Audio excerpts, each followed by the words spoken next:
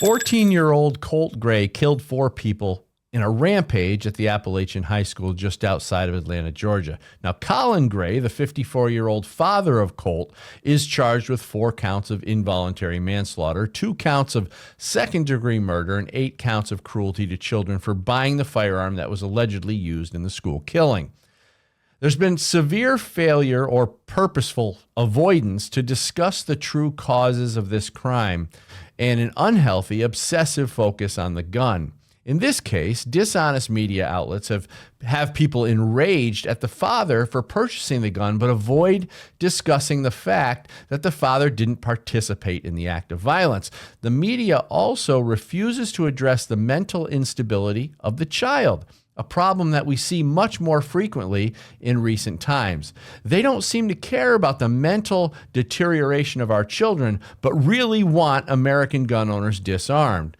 It's become obvious that the political left and its media sources are covering this story in such a way that would set the table to push for more gun legislation. Such legislation might include mandatory national in-home lockup of firearms with inspections, or other laws that would make firearm possession impossible for parents of children under a certain age. Now, don't forget, Kamala Harris said she'll send government into your home to check your firearms.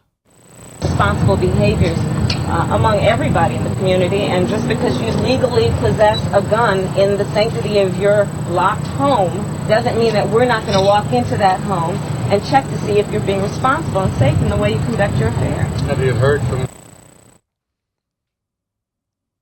What better way to garner support for such communist activity than a few more of these cases ending in conviction of the parents? I don't know what the answer for Colin Gray's actions is, and I'm not defending him. His behavior may have been completely irresponsible, but holding him accountable with up to 180 years behind bars would be a concern for all parents moving forward. It seems precedence for this type of punishment has already been created when James and Jennifer Crumbly were convicted after their child committed murder with a firearm. Could this be a tactic for the political left to scare parents out of gun ownership or pave the way for normalizing the violation of our Fourth Amendment rights?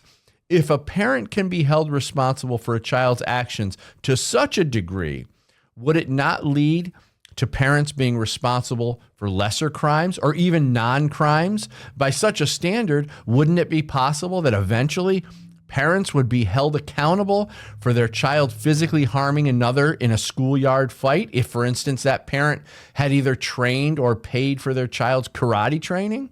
If a standard is set in the courts where a parent is responsible for the actions of the child, shouldn't parents of gang members also be held accountable when their children commit murder?